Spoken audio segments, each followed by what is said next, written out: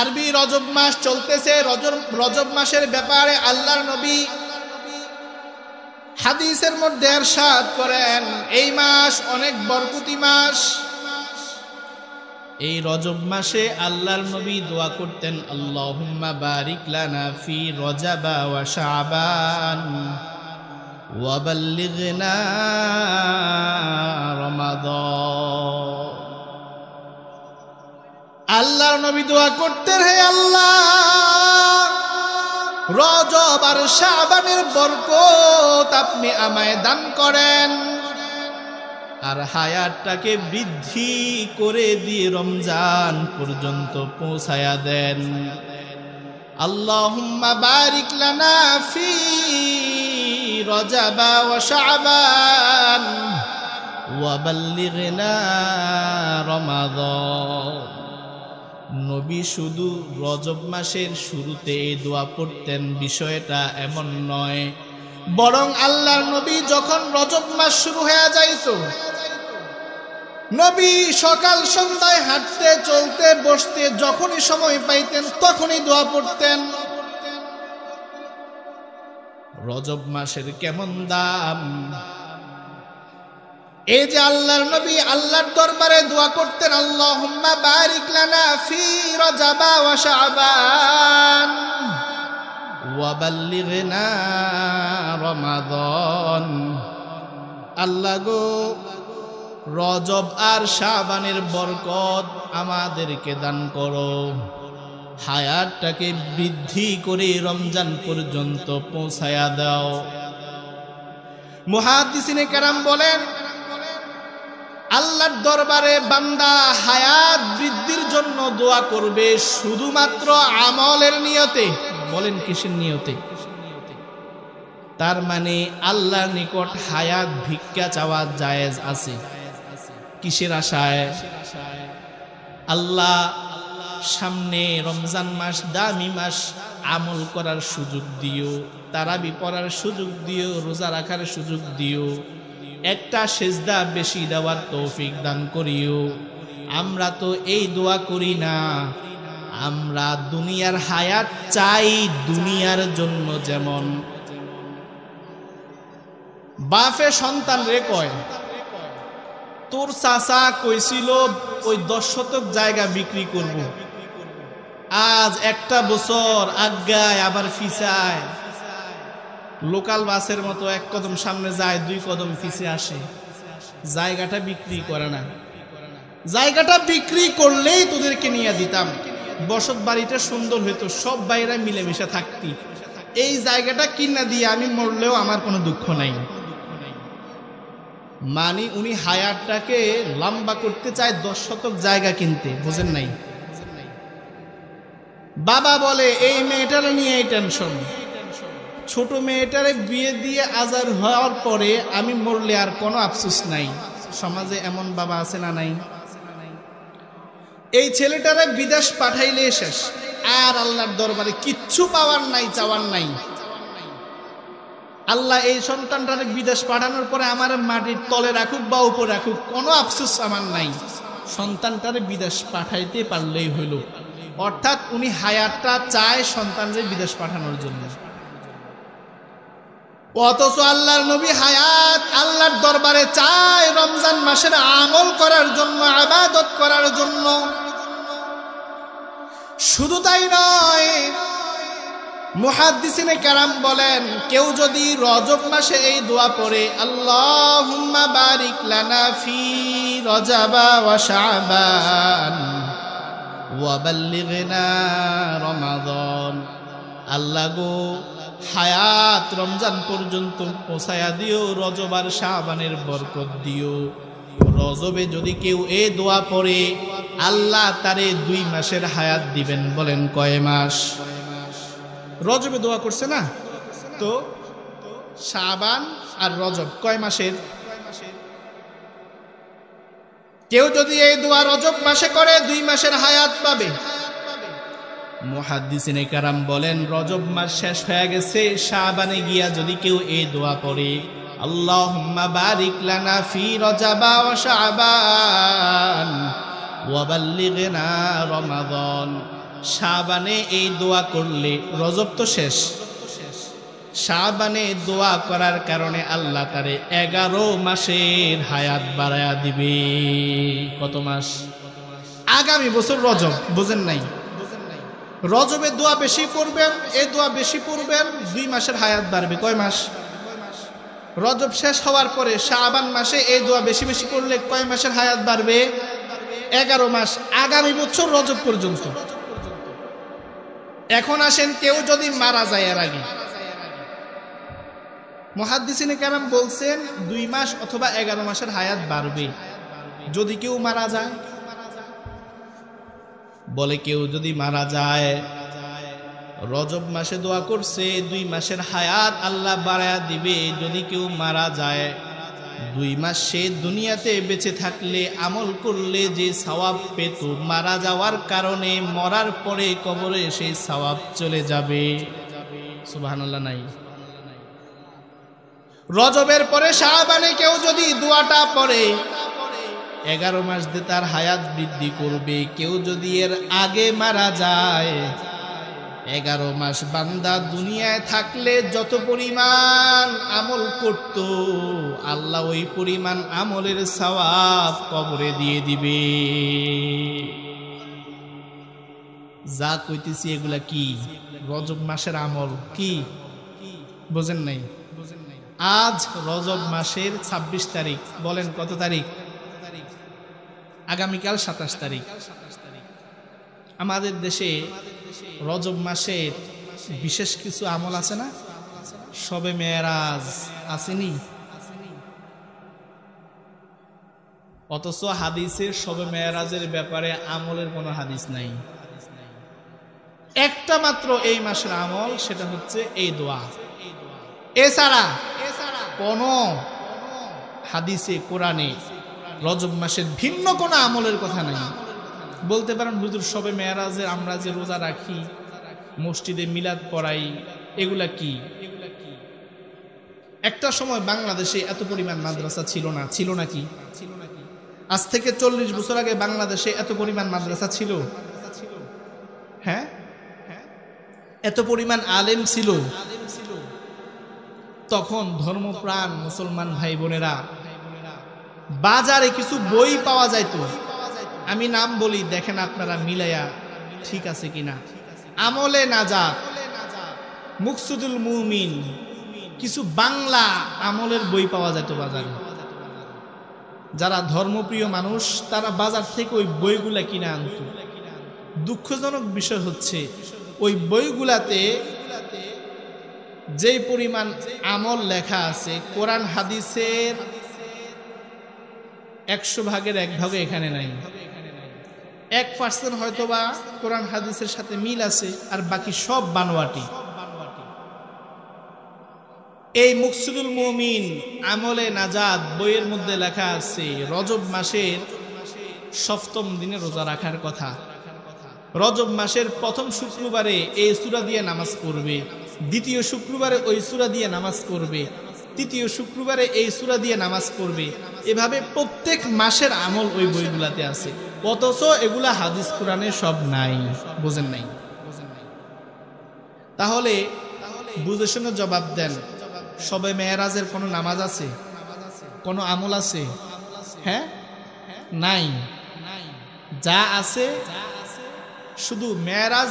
এই যে মেরাজ হয়েছে বলে 27 তারিখ, এই ব্যাপারে কোন ইমাম, কোন মুহাদ্দিস, কোন মুফাসসির এই কথা বলে নাই যে এই মাসের 27 তারিখে মেরাজ হয়েছে। এই কথা বলে নাই। তাফসির জগতের মধ্যে গ্রহণযোগ্য একটা তাফসির আছে, তাফসির ইবনে কাসির। ইবনে কাসিরের মধ্যে উল্লেখ করেন নবীজির মেরাজ হয়েছে ওই বছর, যেই বছর আল্লাহর নবীর চাচা আবু তালেব এবং আল্লাহর নবীর প্রথম স্ত্রী আম্মাজান খাদিজা রাদিয়াল্লাহু তাআলা আনহা ইন্তিকাল করেছেন। ওই বছর মেরাজ হয়েছে। ইবনে কাসিরের মধ্যে এই কথা এসেছে।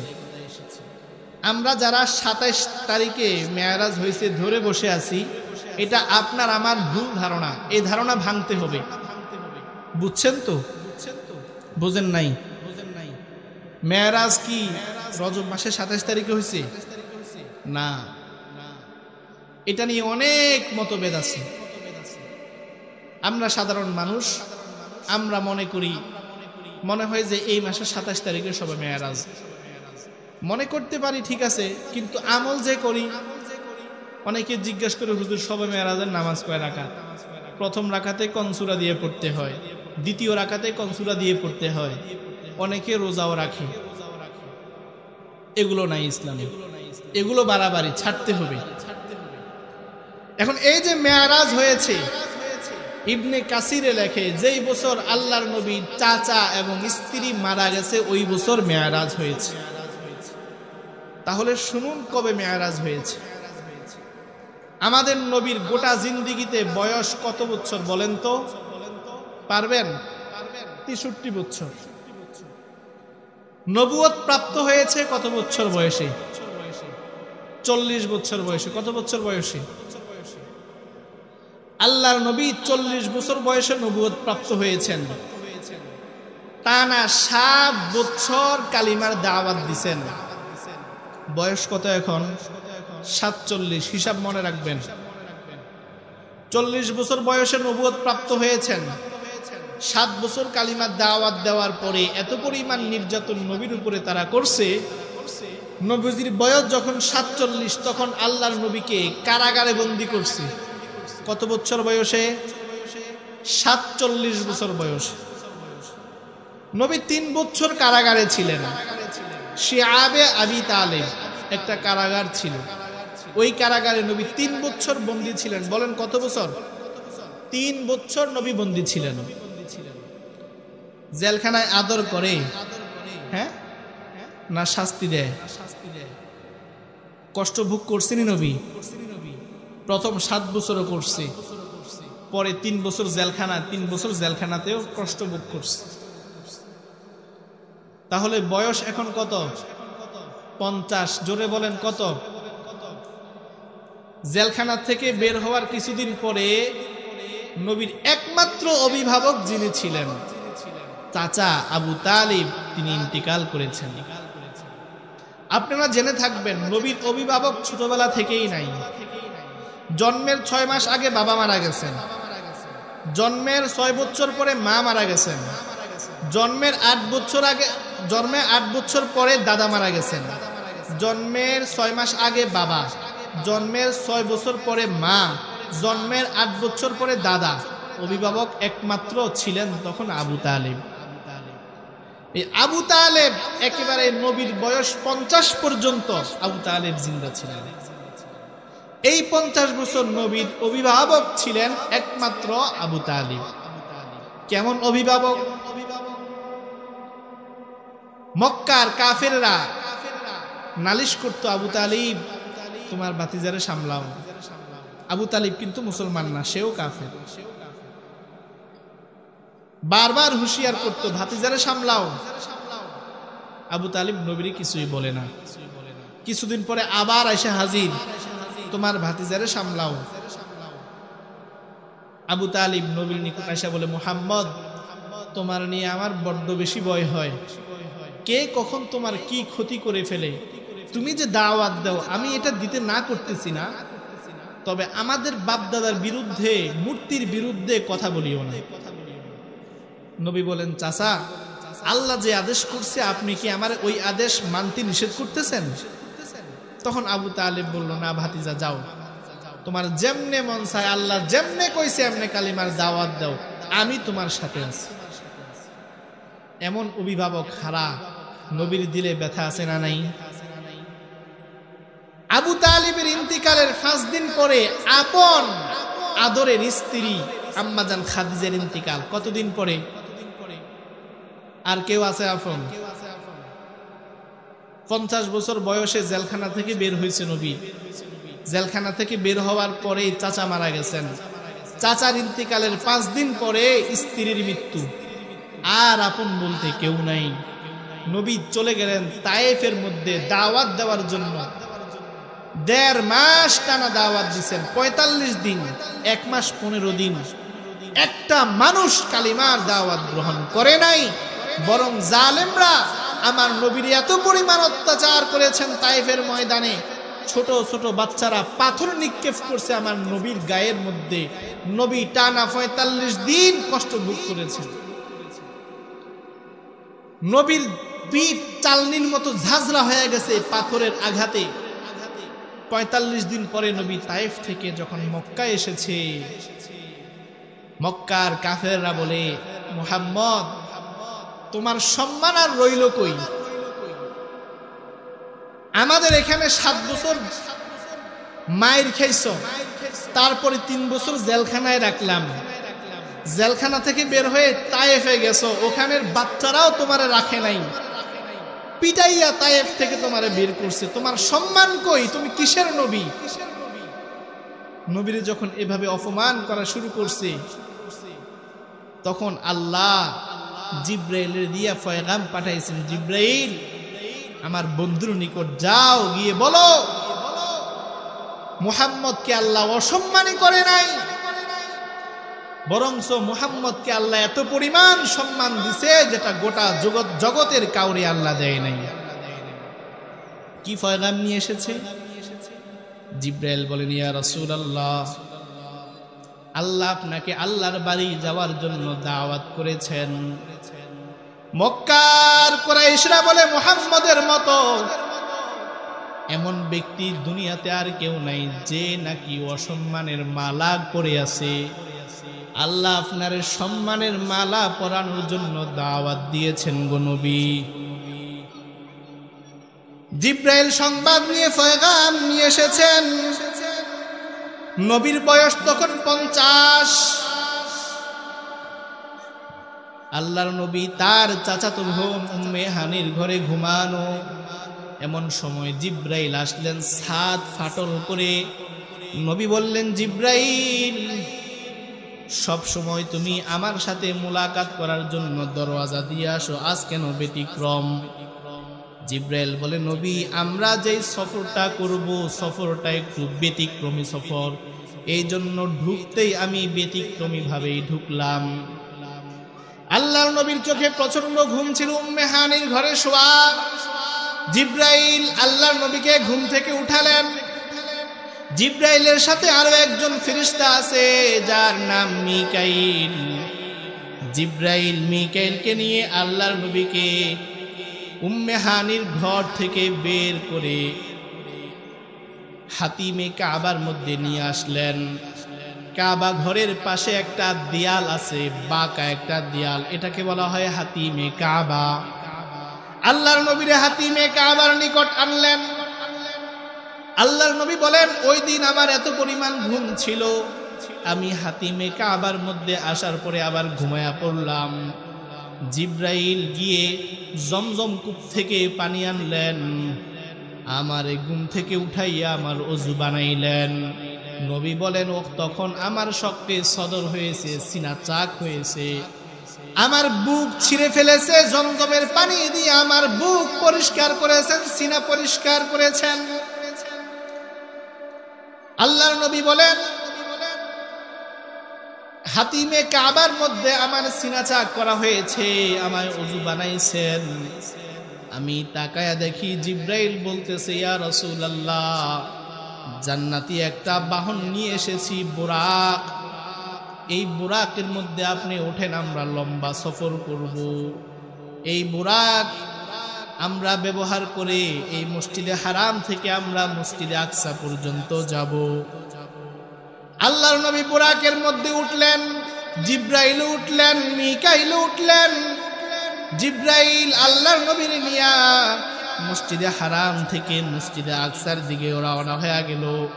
মসজিদে আকসার মধ্যে আমার নবী গিয়া দেখেন, ওখানে আদম নবী থেকে নিয়ে ঈসা নবী পর্যন্ত সব নবীরা কার জন্য জানি অপেক্ষা করতেছে। আল্লাহর নবী মসজিদে আকসার মধ্যে গেল, যাওয়ার পরে আজান হয়ে গেল, নামাজ এখন হবে। সব নবীরা হাজির। আজান হয়ে গেল, কার ইমামতিতে নামাজ হবে? সবাই তো এখানে নবী। জিব্রাইল আমার নবীর হাত ধরে সামনে টেনে দিলেন। আমার নবী ইমামের জায়গায় দাঁড়ায় গেলেন। আমার নবীর ইমামতিতে নামাজ সংগঠিত হয়েছে। এই জন্য আমার নবীকে বলা হয় ইমামুল মুরসালিন। আমার নবী সব নবীদের ইমাম।